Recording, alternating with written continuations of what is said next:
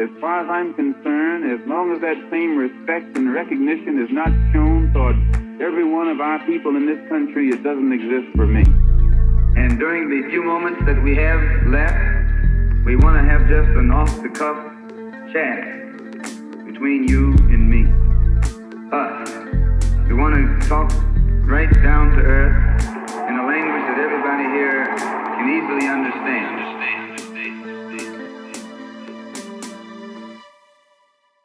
Peace and blessings. Welcome back to another episode of The Malcolm Effect. Joining me is my guest and brother and comrade, Too Black. Welcome back to The Malcolm Effect. I love saying welcome back to people. What's good, man? Thanks for having me. Nah, it's absolute honor and privilege, man. I can't lie to you, Black. I should have said this off air, actually, but your name comes up in a lot of conversations of how brilliant of a theoretician you are in many of my circles. So I'm glad and honored to have you here. No one tells me that, but that's good to hear. Well, anyway, that's what's being said anyway. Okay. But honestly, so I guess we're thinking through and just kind of like debating, I guess, this brilliant piece written by Too Black, in which he's titled it Laundering Black Rage. And it's almost looking at a materialist analysis in looking at Black rage vis-a-vis the reproduction of the state. And looking at a racialized capitalist world or a racialized capitalist order, it becomes necessary to look at the function and role of race in the reproduction of capital and the reproduction of the state. That's my summary and how I've understood it. Have I understood the article? Yeah, I mean, that's essentially, that's the best description I've heard said back to me. Again, I don't get the feedback you were telling me about as far as this theoretician thing, but but in all seriousness, no, like that. Yeah, I wanted to give Black Rage a more of a material base because I think I've read poets and I've heard some scholars, but mainly people in the more like creative fiction or nonfiction world discuss Black Rage. And I think that some of those analyses have been good. That's why, I quoted Lauryn Hill at the very opening of the essay. I think June Jordan's done good work on it. I think Amiri Baraka has done some good work on it. But I think that there's like a material base, not just like this sense of a feeling, but I think there's something more in how it manifests that goes beyond just like a certain indignity that we carry. I think that's part of it, but I think you can actually see it show up in the material world, as I argue, as a form of labor. And you can see how the state has set up, as I say, the fronts to kind of co-opt it. But I honestly, a kind of a side note, I've been debating the whole time I was writing it whether co-optation was even the right word to describe any of this, because part of it feels as if it's such a natural process that co-optation doesn't go far enough, Yeah. I mean, I guess on the logic of capital, it's always going to encapsulate these kind of things. What I found particularly interesting in reading this article, you're speaking to the condition of humanity in many ways. Wherever you find oppression, you're going to find those who are against oppression, those who are fighting against it. Yeah. So Black rage will always become given the racialized capitalist order and the world in which we live in today, you're always going to find those antagonistic, those antagonisms. And it's almost like that dialectical relationship. And what I find, the quote that really stood out for me in the piece was, our pursuit to stabilize nourishes the state-fabricated society with our labor. We become socialized to launder simply by living our lives, surviving the day-to-day mundanity of capitalism. Do you want to just unpack that a bit for our listeners? Yeah, that speaks to what I was saying about the co-optation part. Is we often talk about, particularly in the States, right? Like we'll talk about COINTELPRO, or there was that piece that just came out about in the Guardian in the UK about the programs they set up against Kwame Ture, or we'll talk about these like spy programs essentially. And I think these things are very much real and have real impact.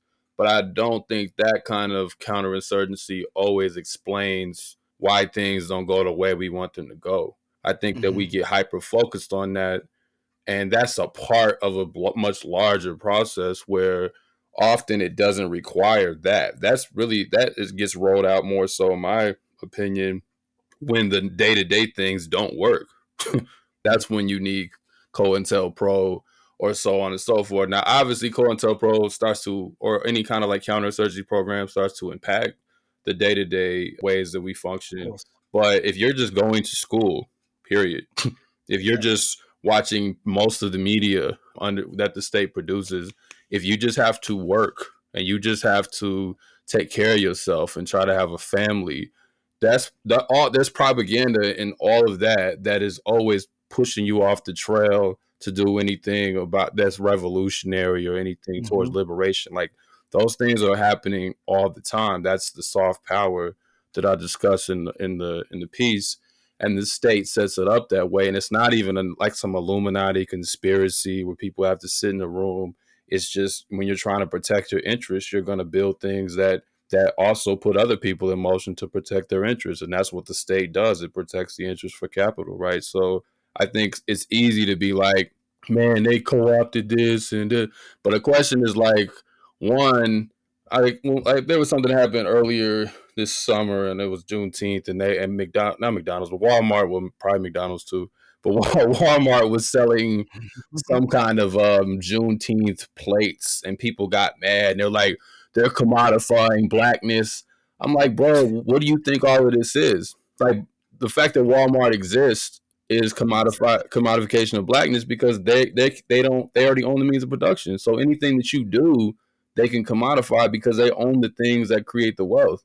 And you are a commodity yourself as a laborer. So blackness has been commodified long before they did Juneteenth. So I think we often complain about the process late, like too late.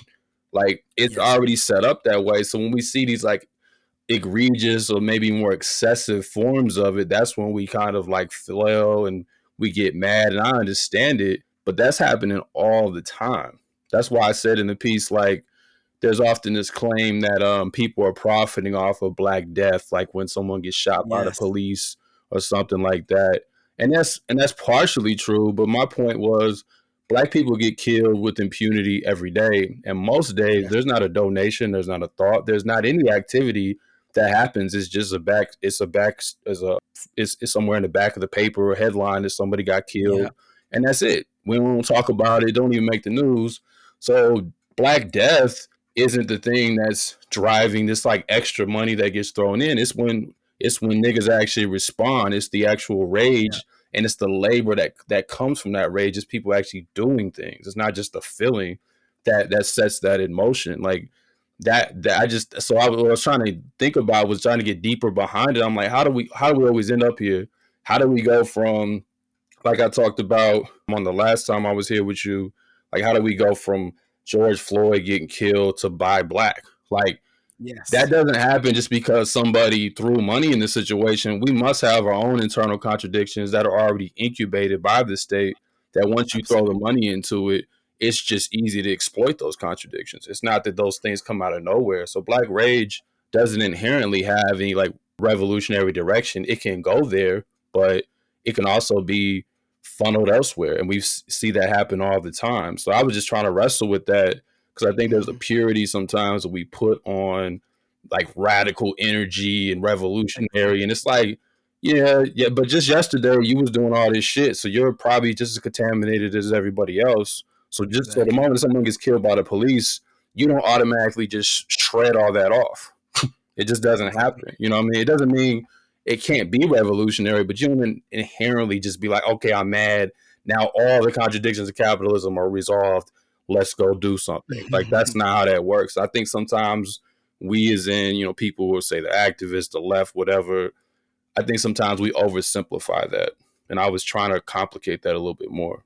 No, absolutely. Whilst reading this, I began to recall the works of like Silvia Federici, in which she stretches Marx to say, okay, what did Marx perhaps miss in the reproduction of capital when it comes to the invisibilization of women's labor? And I kind of read it in that vein, that Black rage thus becomes this you're kind to explicate, okay, what function does Black Rage serve in the reproduction of the state, and also Right.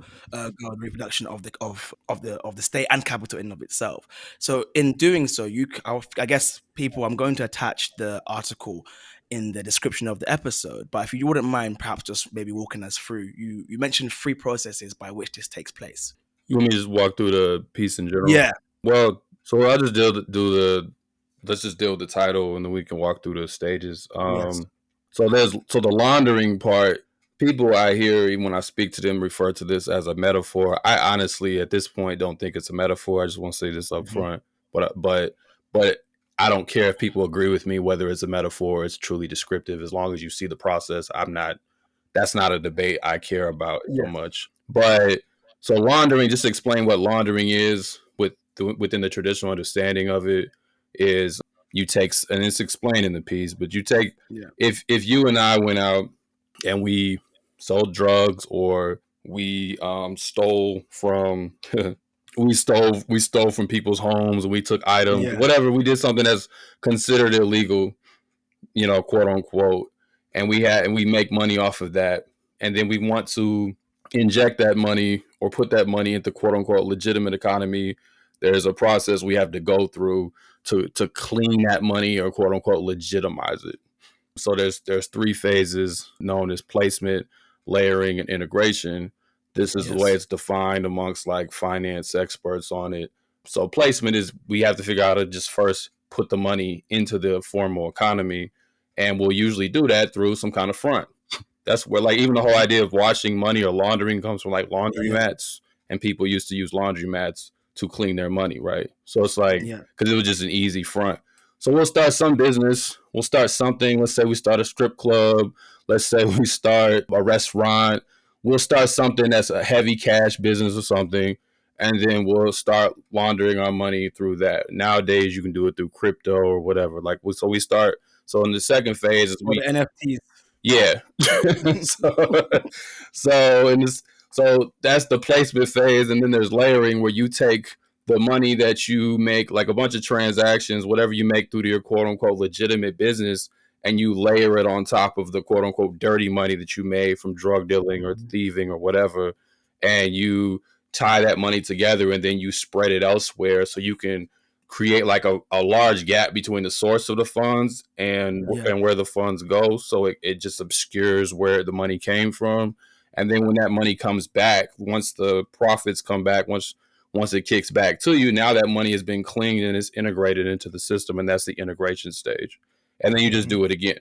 And you might do it so many times that you don't even have to keep drug dealing, because you've made so much money from the restaurant and the strip club. That's laundering in the way it's been explained.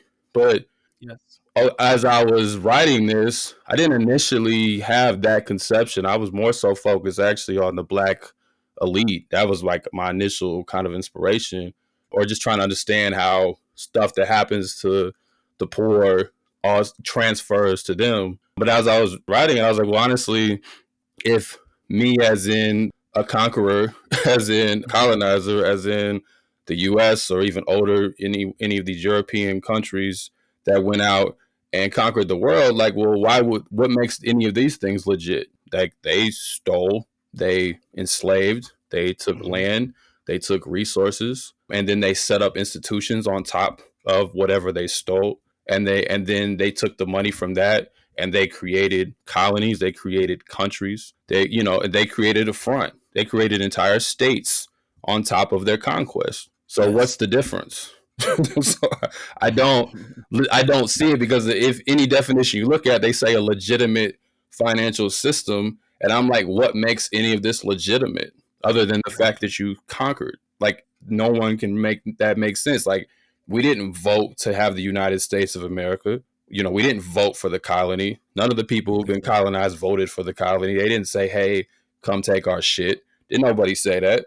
So what makes it legitimate other than the fact that you conquered it through economic and military, rule? Like, that's what you did, right? So I don't see the difference. So when we just look at the state, and I'm taking from like Gramsci and Stuart Hall. So this is grounded in other theorists. They make a very similar argument that the state, Stuart Hall talks about in Police in the Crisis, the state is the organizer, and then Gramsci talks about how the state is the educator, and both of these things work in tandem where they uphold the interests of capital, and the state also mediates Contradiction. between the classes. Yeah, and I definitely want to shout out, because this is the actual definition I use, is Rasul Mawad's book, Geographies of Threat and the Production of Violence.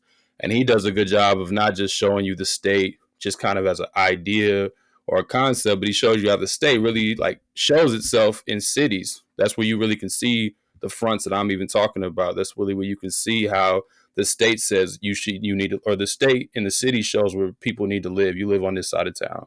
We're going to invest capital over here. We're going to put business here. We're going to put the poor there. Like, you really can see this in the city. You see the divisions of labor. You see that more than you'll see it in the countryside or anywhere. So like, the cities in many ways become the actual fronts that push capital and that help manage it. And that is one of the best realizations of the state, is the imperial city and the colonial city.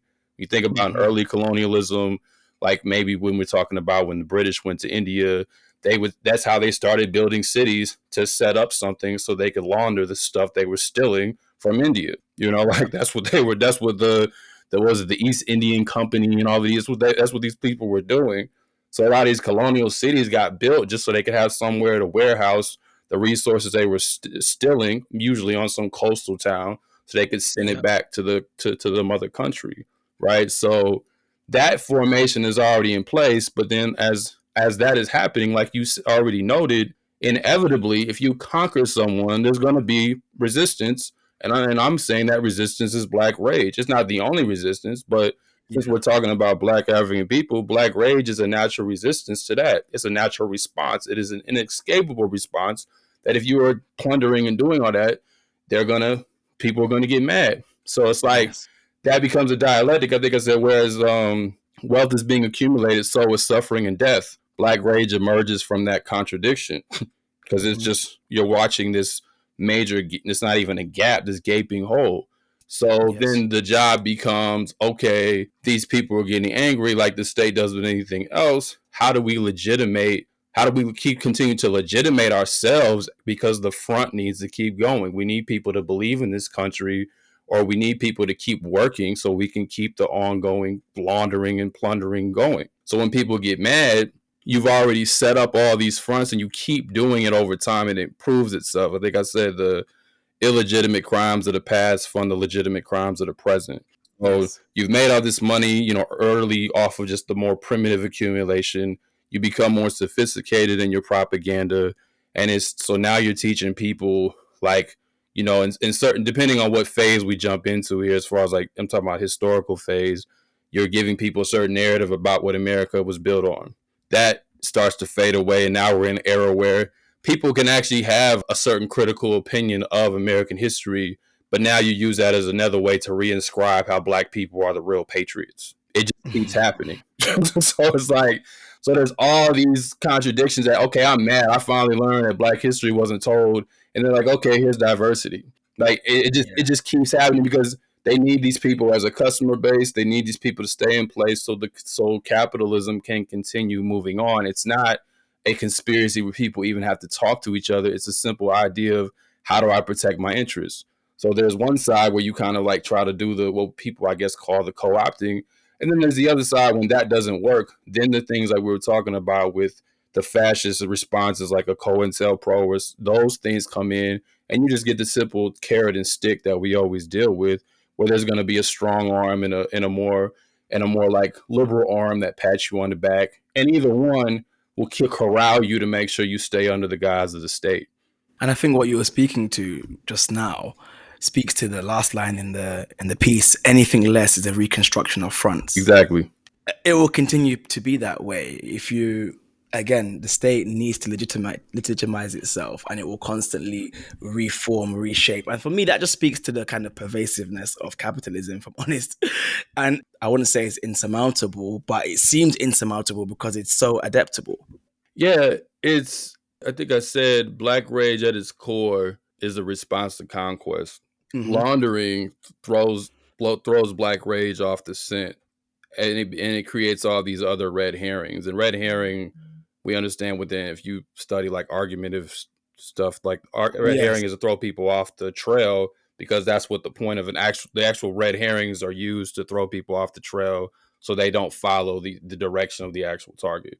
So that's why I say it throws it off its scent. It was like that is a metaphor, but also Yes. true in a sense that like all the other contradictions, whether we're talking about discrimination, poverty, lack of self-worth, all the things that people often talk about go back to the fact that you've been conquered. Like Yes. that's the primary contradiction. You don't have the will of self-determination to address these things. So you're always in a grievance politics stage because you don't have any power, right?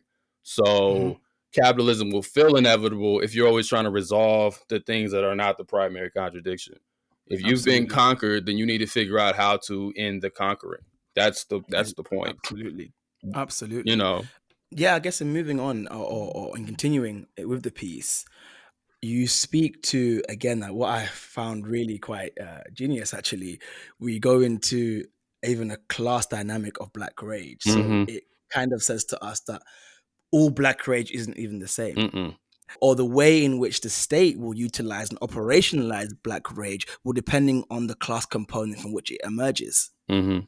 So, for example, I mean, you go into the piece that, okay, when it comes Black Rage that emerged from the Black elite, the elite class, that's a bit more deferential to power, isn't it? Do you want to speak about that?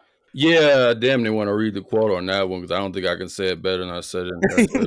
But let me pull that up real quick. But I know where that is. That's in the labor section. Yeah, there's a lot I could say here.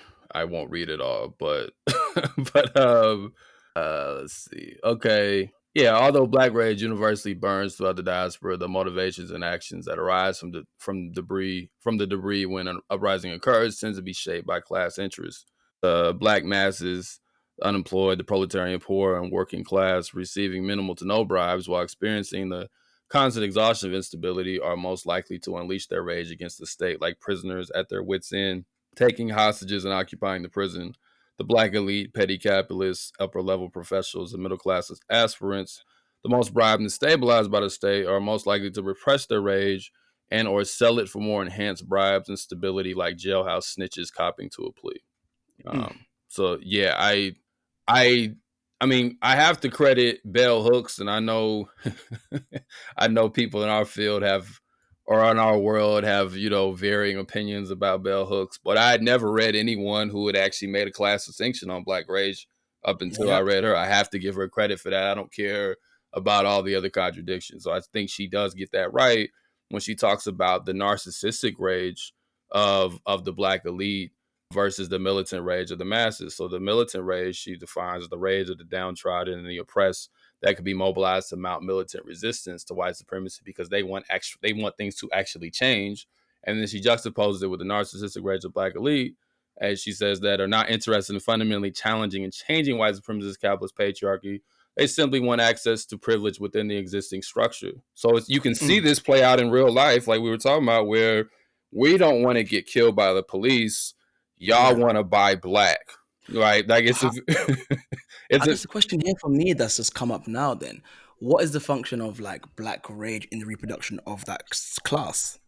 Well, I think it's possible, and I talk about this earlier in the essay, or earlier in that earlier, and I think in the prior stage, where Black Rage, I was saying the fronts are set up so they are disciplining Black Rage to where Yes. your frustrations are not really with the point of conquest. It's about how you're not getting access to stuff. They don't give us enough Black people. They don't let us in. So that's why I say it doesn't have an inherently revolutionary nature. It can be pushed in other ways. So you're like, well, we don't have Black wealth, in a settler colony. So we need more Black wealth, right? Like you can be legitimately angry about that because you've been disciplined in a certain way where your interests align more with that. At least your immediate interests. I don't think your long-term interests do, but your immediate interests do serve more like, oh man, we need to get more of this.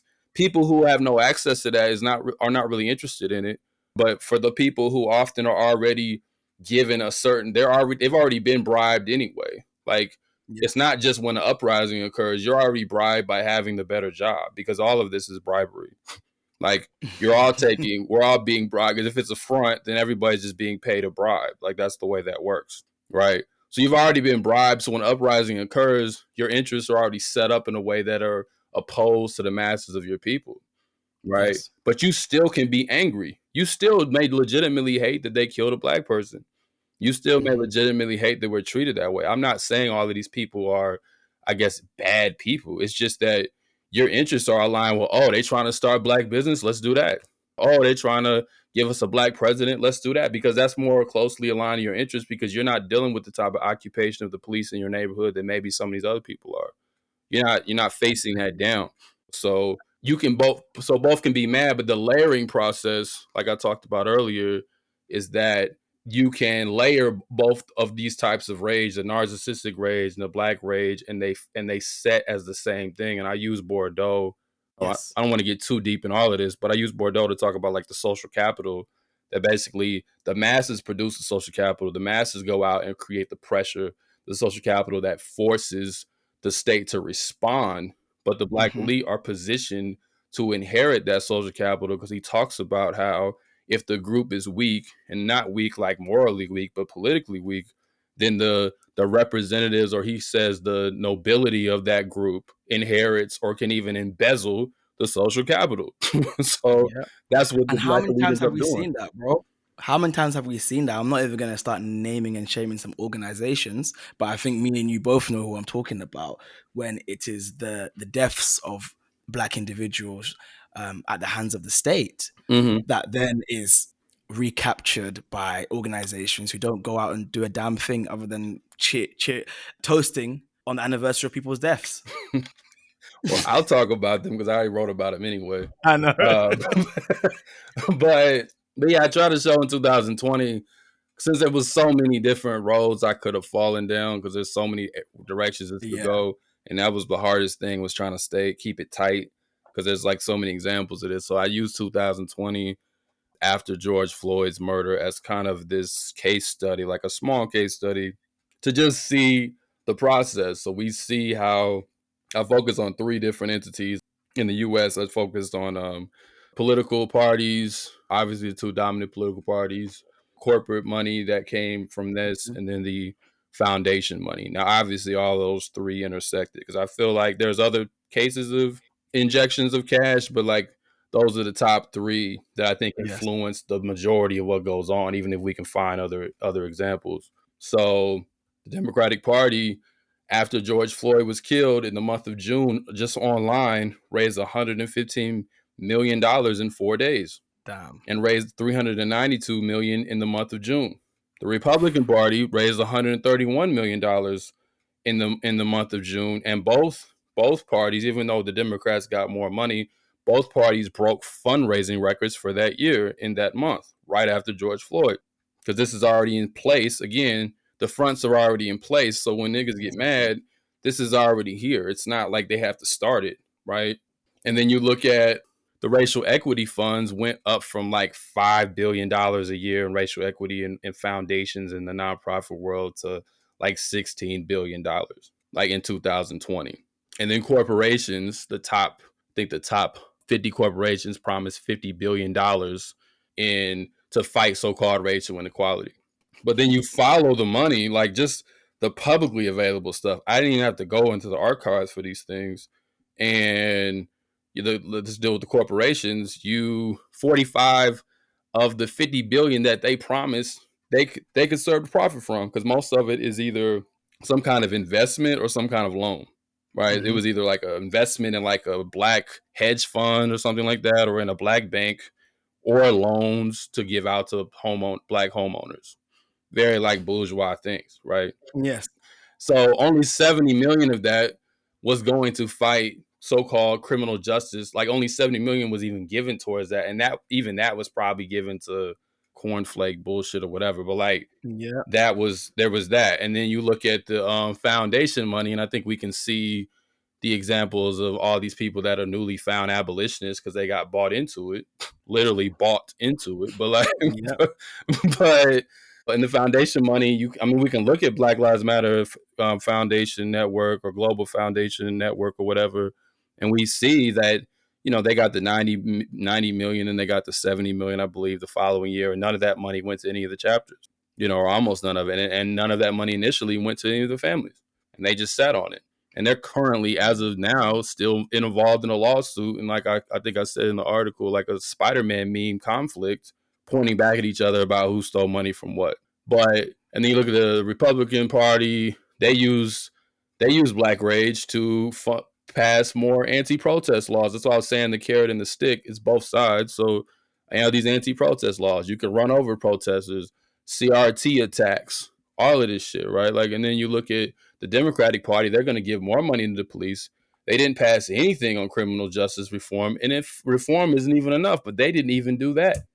But even when you step back from all of that, and now they're saying fund the police. Yeah, Biden's out here pushing for basically a new crime bill. So it's like, but even when you step back from all that, my argument isn't that they failed to deliver. It's the fact that they got all that money in the first place. That's the problem. It's not simply that BLM. It's like, why is all the chapters doing the labor and you get that much money in your coffers at all? Like, that shouldn't even happen.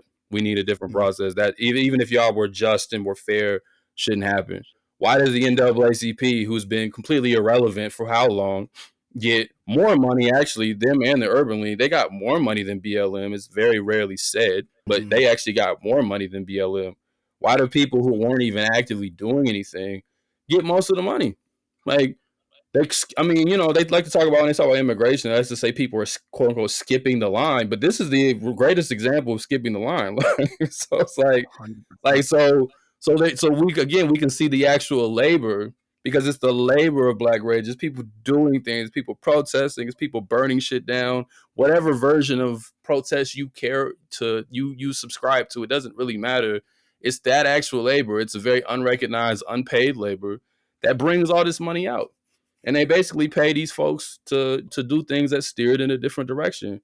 And because even the masses of people have been unfortunately imbued with some of these ideas that their interests are tied to the Black elite, that their interests are tied to just any Black person, it's easy to follow them to the Disney mermaid movie or whatever, because that's what it is. Too Black, I take it you're not going to be taking the 500K over meeting with Jay-Z.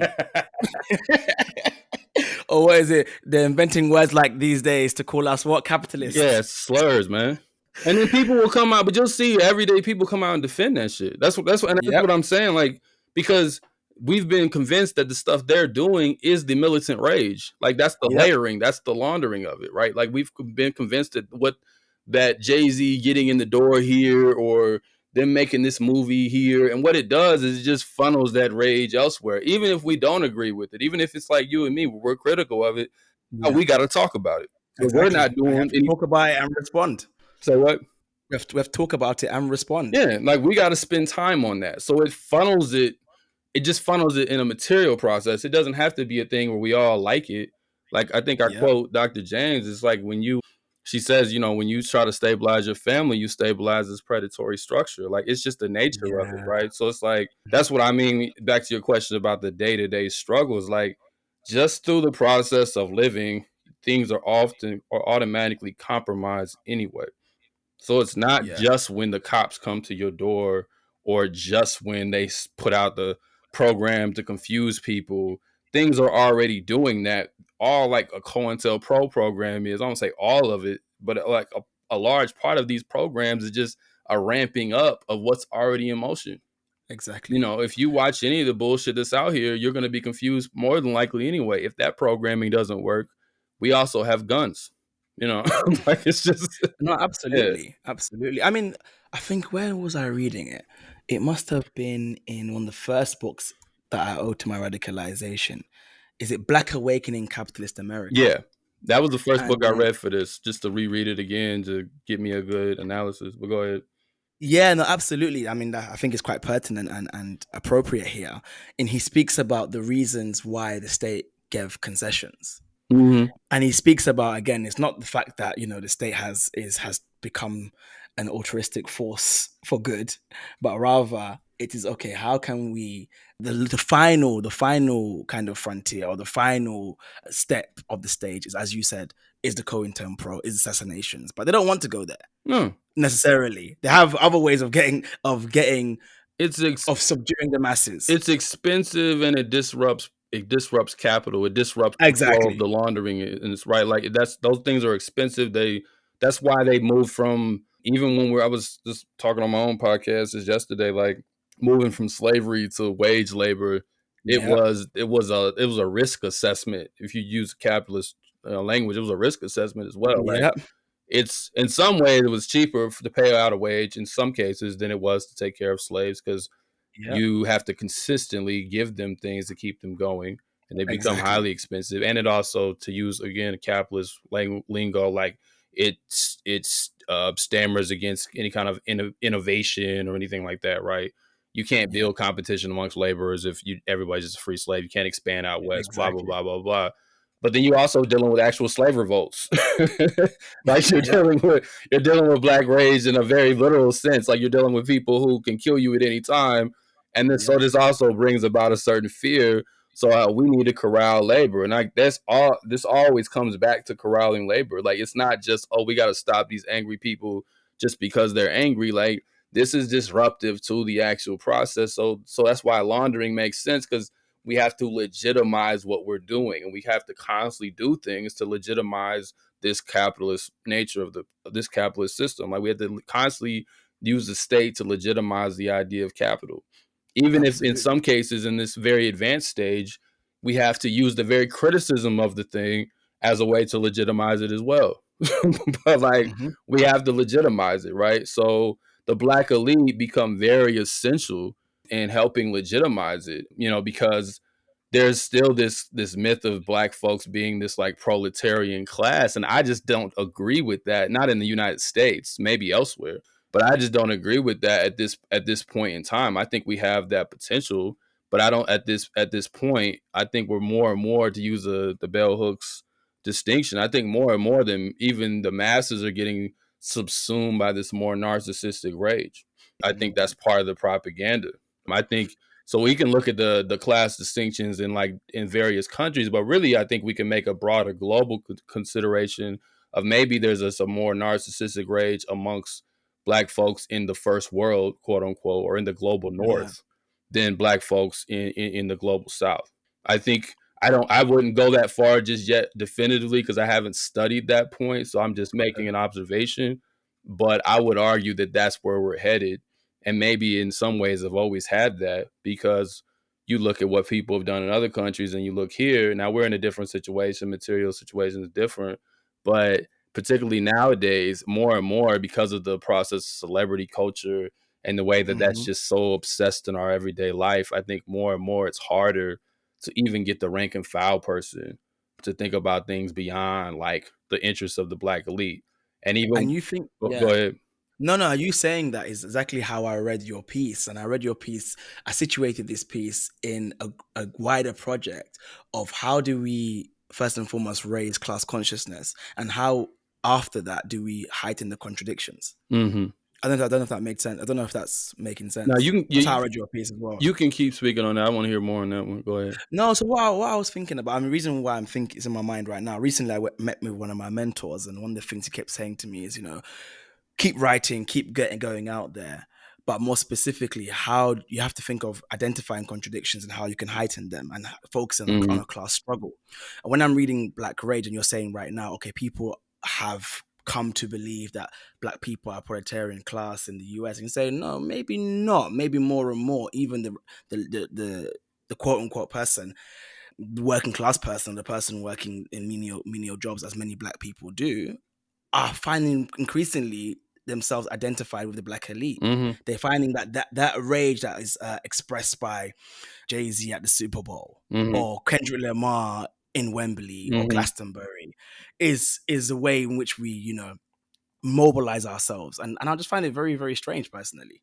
Yeah, I think again, I can't go as far as definitively saying, because it's something to study, because it's not. I can't just go off of like social media, because I don't know. Of course, yeah. I don't know where the average person's mind is, but I think we can say with a fair amount of belief that that's where it's headed.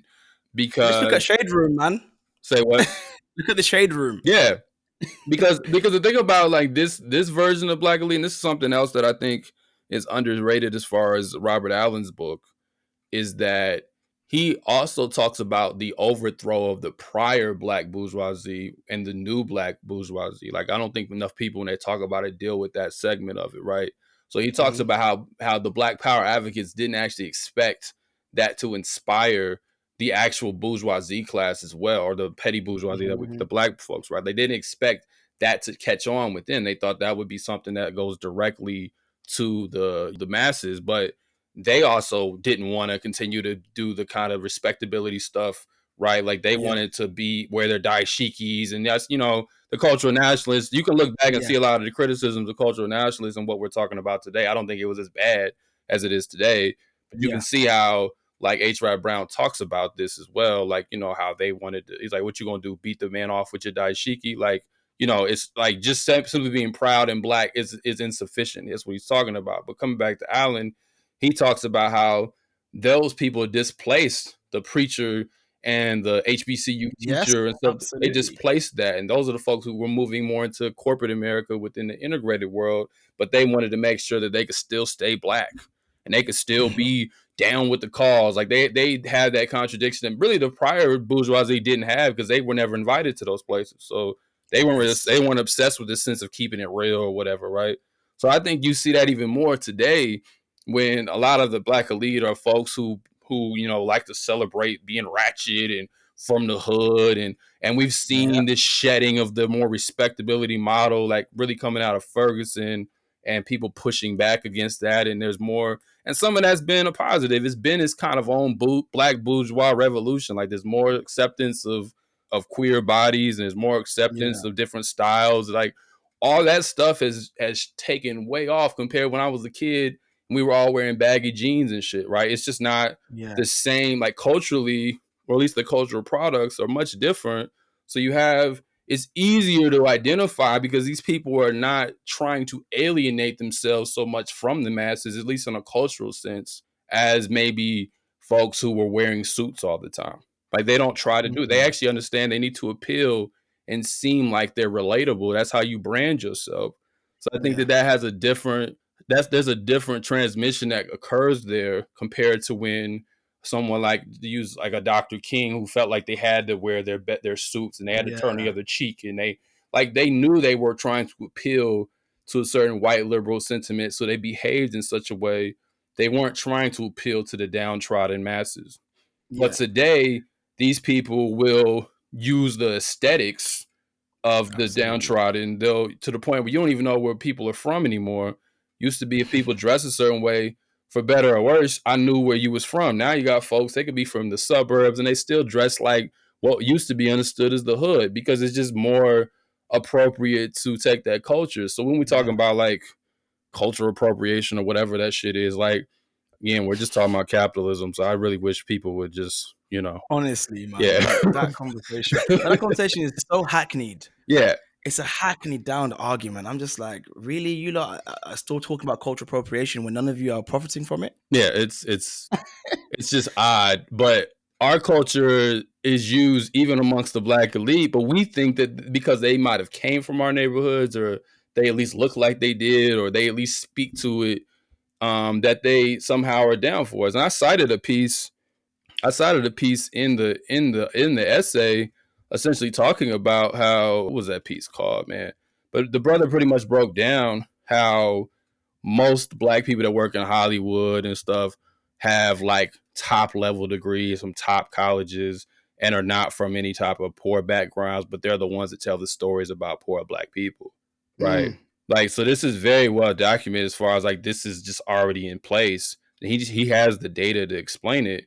I think it's in the one where I said, the anger and suffering of the black poor is liquidated to front rich black entertainers' ambitions, And so it's like, I think the piece was called, here it is, Who Actually Gets to Create Black Pop Culture?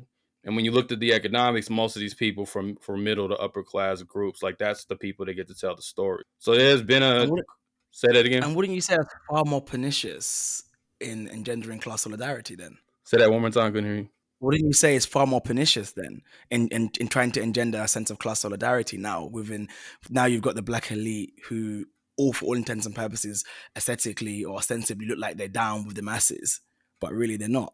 I think it's far more pernicious in engendering class solidarity now, because for all intents and purposes, ostensibly, the black elite look like I can't remember the woman's name, but she was speaking about people are you're anti-racist, but you're not anti-capitalist, and you're not anti-imperialist. Because as she's saying, in the colony, it became very clear to know who your oppressors were. It became very clear to notice, okay, this is person not on my side, they're not on my side in many places when the white man came.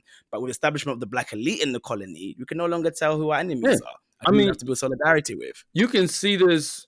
I mean, you come out of the UK, you can see this in on one side the celebration, the adulation of the death of the Queen, and then you can see the celebration, adulation of Meghan Markle from the same people. Yep.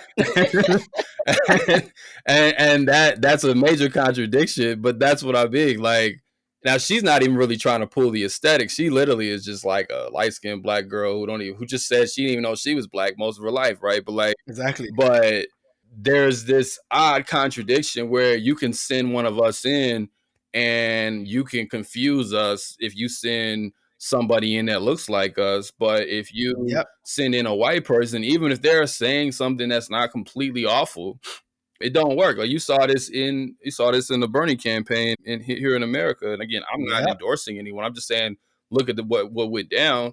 They always say Bernie, it was bad on race. Or it did. I don't think it ultimately mattered. What mattered was the fact that the black middle class and the black petty bourgeoisie was to use Femi Taiwo's term, completely the elite capture of them was completely done. So the black churches, the black politicians, all the people that actually get black people to the polls were already down for the centrists of the they were already down for that. So it didn't matter. There was no way Bernie was going to do that because he didn't have the money to bribe these people.